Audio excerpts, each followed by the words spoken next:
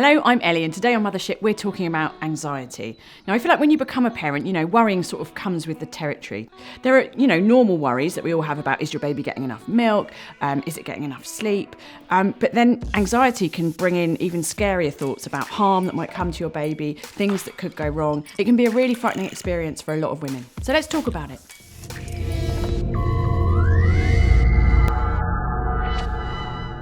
I've not had a proper anxiety disorder, but I definitely remember having my first baby and the first few days having this thing I called the fear. You prepare a lot for the birth and people talk to you a lot about breastfeeding, but I hadn't anticipated this feeling suddenly of I had this thing to look after. Responsibility. For my whole life. And I was never again going to feel completely free, sort of able to do whatever I wanted. And I was always going to be worrying about this person. And I had with that all this sort of joy and love and, I didn't have depression or anything like that, but I just had this sort of terror and love. And I found it really, really strange. And luckily for me, I think it did subside. I just sort of hung on in there and it did kind of quieten down. And now it's at a pretty low level. But it sounds like that's not always the case. And there's loads of unknowns, isn't there? There's nobody going to give you the answers to parenting. So you can lose yourself in trying to find answers. They do just hand you this little thing and expect you to know how to keep it alive, and it's absolutely terrifying. And especially if you're already, in the depths of an anxiety disorder, however mild, it can be a massive trigger because you think, oh God, it's not just me I've got to worry about anymore. It's this tiny little baby that's completely dependent on me. What is the difference between sort of just normal worry and your actual anxiety disorder? That's a good question. Thanks, mate. I think for me, I knew that it moved away from normal worries into anxiety when I was feeling anxious about nothing in particular. So I just had that underlying sense of being uneasy and concerned, and I couldn't really put my finger on why. And you couldn't get rid of it, presumably? You couldn't sort of shift it? Hung around, and then you get to the next level when you worry about being anxious, so you're anxious about being anxious. That sounds fun. Yeah. It's great. As I say, all the lols.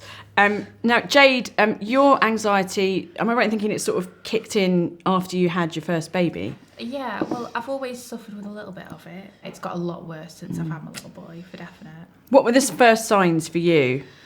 I think in the beginning it was hard to tell because you're sort of so foggy from having the baby, and the first couple of months you just have no idea. And then I think I started to come to about 6 months in, and I was talking to a friend and she went, I'm not so sure that these are, necessarily what everybody worries about. For example, there was a mum, she got hit by a lorry in my local area. It had gone onto the pavement and run her down with her buggy, and that then was a trigger for me. Then I wouldn't put the brake on the buggy when we stood at the bus stop just in case I had to push him out of the way, and I'd flinch if a lorry went past.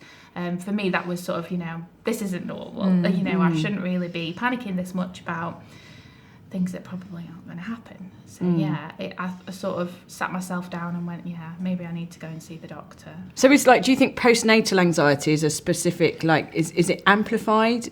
I think it's probably triggered by a lot of things. I'm by no means a medical professional, but like your hormones is going all over the shop. Sleep deprivation is a huge trigger always for me, and of course in those early months of having a baby you don't get much sleep. No. So all those things, and then you've got a whole other human to worry about, and so of course your brain is working overtime, and you're going through a big adjustment, I suppose. So how have you managed it? You said you went on medication. Did you get that through your GP? I did, yeah. I went and had a chat with my GP. I was lucky because she was suffering with anxiety herself, and she was really understanding. But you must have been a bit like, well, how can you help me fix it then? Did she tell you that in your? She told me, yeah. She said I suffer with anxiety myself, and it sounds a great deal like that's what was it reassuring? Yeah, I didn't feel nuts. Yeah, that's it. That's the thing when you do go to the doctors. I think sometimes that reassuring is very, patronising, and you can see a GP and feel completely disillusioned afterwards. But I was lucky because she was great, and she said, maybe just try a low dose of something, see how we get on. And I go back regularly, and we sort of see, if I need increasing or if we're going to come off it. And I'm on a waiting list for CBT as well. I've heard great things about that, so hopefully that'll help too.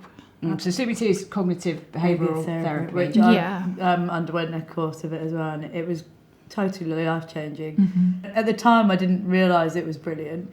I just went through the motions, but actually bit by bit it definitely worked. It was a real turning point for me. Great, yeah. So I know you've got the one baby. You're cooking the third one. Yes, How was it the second time around? Was the anxiety better or worse because you knew what to expect? It was definitely better. The whole experience of the second child is better because you're less in shock, because it's that whole thing of your life changing, and even though of course you're not getting much sleep, you know that the sleep is likely to get better, and I think you just get a bit more confident in your own abilities. And also, as my journey with anxiety has gone on, I've learned a few coping mechanisms myself. So I know that I need to prioritise sleep. I can't have much coffee. I know that I need to get outside. Like if you look at your kind of lifestyle, you can often spend whole days almost inside, and that's quite tempting, I find, as well, when you've got a new baby especially, and it can feel like such an effort just to put shoes on, let alone why bother? Get the buggy and get the coat on the baby and get the nappies, and that can feel like a massive effort. But you think it's really important? Well, it's like kind of old people advice, isn't it? But like, go for a walk, and fresh air really does. It does help. It does help blow away the cobwebs and get an electric blanket and put away £10 a week. There you are. I mean, there's life advice. That's it. That's all you really. Thank you, Buddha. That's all we really need to know. So we asked the internet, why does this happen? What are the causes of postnatal anxiety? And these can include a brain chemistry imbalance. Those of us who've had babies know, obviously, it sends you all sorts of wacky with your hormones. Lack of sleep, nutrient depletion, so presumably not eating enough. Eating all the cake and vegetables. Yeah. Negative thought patterns, which I guess is what CBT is designed to kind of work with. Lack of support. Pregnancy-related physical ailments and insufficient breathing, which sounds fun. But I think the last point, and that you can easily forget, like labour is a big deal. Pregnancy is exhausting, and often we don't give ourselves time to recover from that. So you're kind of on the back foot before you begin. What about that lack of support issue? Did you feel it was lacking for you? I think, funnily enough, it's not funny at all, but my crash with both my kids happened when they were 4 or 5 months old, and I think there's a real thing that people gather around you when you've got a tiny newborn, and actually 4 or 5 months is still really small, but it's that moment when the novelty's worn off for everyone, your adrenaline suddenly petered out, and that's when I was at my lowest with both of them. And then actually I have heard of people in like 3rd and 4th pregnancies not getting very much support at all, and people assuming that they're knowing what they're doing, but that can be a trigger for mental health. And this as well, do you ever feel like you sort of need to put on a brave face for other people? You need to kind of act like everything's fine? Definitely. I'm not classed as a young mum necessarily, but there's that sort of, people don't expect you to cope already, so you're already sort of people are already judging you before you've even started. So I didn't feel like I could tell them I was struggling because they already thought that I couldn't do it. So I wanted to make sure that I was sort of proving them wrong, if you like.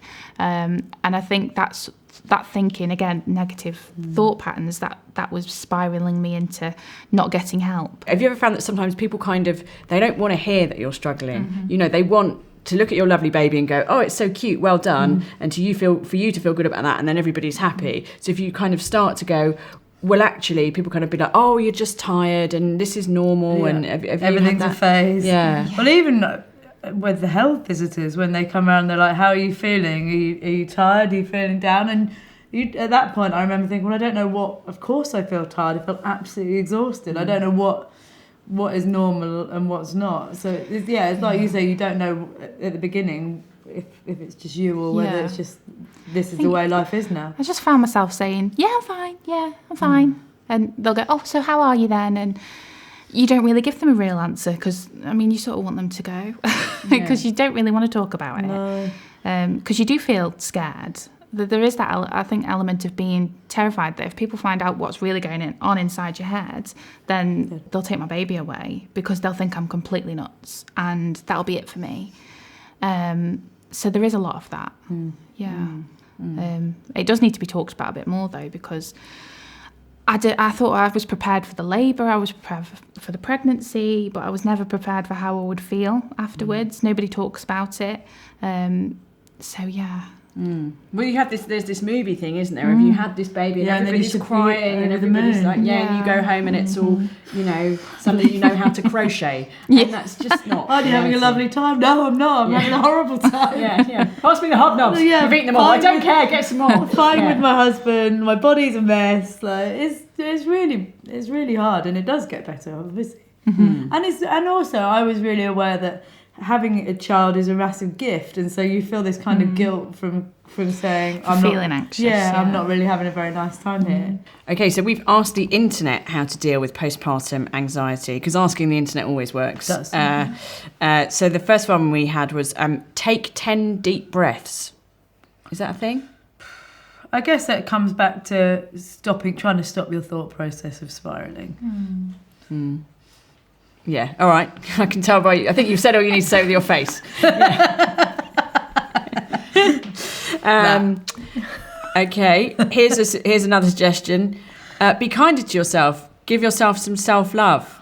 Personally, I wasn't really into self-love for quite some time after I had a baby. But I hate know, all that. You're trying to get through the day as if you've got time to... Who's got time to sit down with a box of tissues and enjoy some self-love? What? Does it mean something else? I think they mean like a bath or right. Yeah. Magazine. Well, candle. Different strokes for different folks, as it were. Don't suffer in silence. Accept medication if you feel you need it. Do you think there's still a stigma around taking medication for mental illness, or do you think it's got better? I think there's definitely still a stigma, which is crazy because if you went to the doctors and they prescribed you something for anything else, you'd accept that they were the best people giving you the best advice. Don't suffer in silence. Seek help. Yeah. And then if medication is the right option for you, then cross that bridge when you come to it. Like both of us have had really positive experiences by going to the doctor, and I've written about it before. For GPs, they're really used to mental health, and they won't make you feel like you're losing the plot, although they're so matter of fact for me that I found it really reassuring as well. Yeah, I did too. Yeah. Walking into a doctor's surgery and saying I've just had a baby and I'm struggling is probably the least loopy thing they've heard. And they'll be really they'll be really grateful that you're seeking. They'd rather see you a million times than not at all. Remember that you are not alone. So well, it's easier said than done, isn't it? But I think seeking peer support is important. I mean, I'm on a Facebook group and it's amazing. The people on there are just wonderful. And so, group specifically for anxiety? For parenting. Right. It's great to be able to put that somewhere and say, anybody awake? And there's 50 other people that are awake at the same time, and for the same reason a lot of the time, because the baby's crying or they're anxious. I find that really helps. I agree. And finally, you are doing a better job than you give yourself credit for. Being a supermum isn't easy. I mean, I feel like that implies you are a supermum and you have to be a supermum. And at the point when in your head a voice is going, I'm not being a supermum at all. Yeah. There is no such thing. There's no such thing as a supermum. No, there really isn't. So Jade, what have you found helpful with dealing with your anxiety?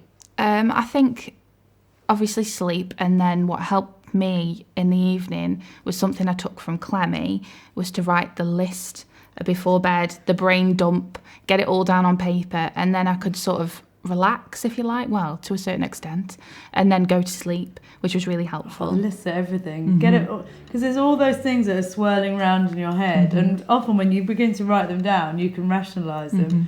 Ideally tick a few of them off, and it just feels like less of a load of stuff going around your head. My other advice I mentioned earlier, but getting outside, watching out for the coffee. We all reach for the coffee, but a couple of those can send you bonkers. Booze, I know you've mentioned, can be a trigger. Booze can be a trigger. The problem is, the more tired you get, the more you think a coffee and a glass of wine is exactly what will sort me out. I sometimes mix them together. Do you? Delicious, yeah. Like a sort of red wine espresso martini. Delicious. I wrote a piece recently about how it's very similar to a kid's, not like ever give my kids coffee, but we know that if you give kids a bad diet, don't let them get outside, then their behaviour goes downhill. And I think mental health is really similar. Definitely. When you wrote that piece about writing a list before bedtime, did you think, one day I'll be sitting around a table No, in a very tidy Look, house. I'm extremely pregnant. I can't handle these kind of other things. It makes me really happy. And Does a little help. bit crying. Oh, don't Stop cry. it. I'm not going to cry, but it makes me happy. I'd say also switch off from social media as well. It's my biggest downfall, I'd say. You know, you're scrolling through Instagram and you see somebody who's having a great day and you're really not. And it makes you feel worse. It really can. So I sometimes think a couple of days or maybe even just a couple of hours really helps to sort of center yourself again and, you know, concentrate on yourself rather than what's going on elsewhere. And then try and, like, meet up with mates and have a nice time. Sometimes it's really... You stop doing those kind of fun things and actually going out and having a chat with your mates is really great if you can force yourself out of the house, because there's a vicious circle, isn't it? Yeah. The worse you feel, the less sociable you feel, and then you isolate yourself. Definitely. So thank you, Jade. Thank you, Clemmie. And thank you for watching. If you've got any tips about how to get through anxiety, or maybe you're going through it yourself at the moment, do share with us in the comments below.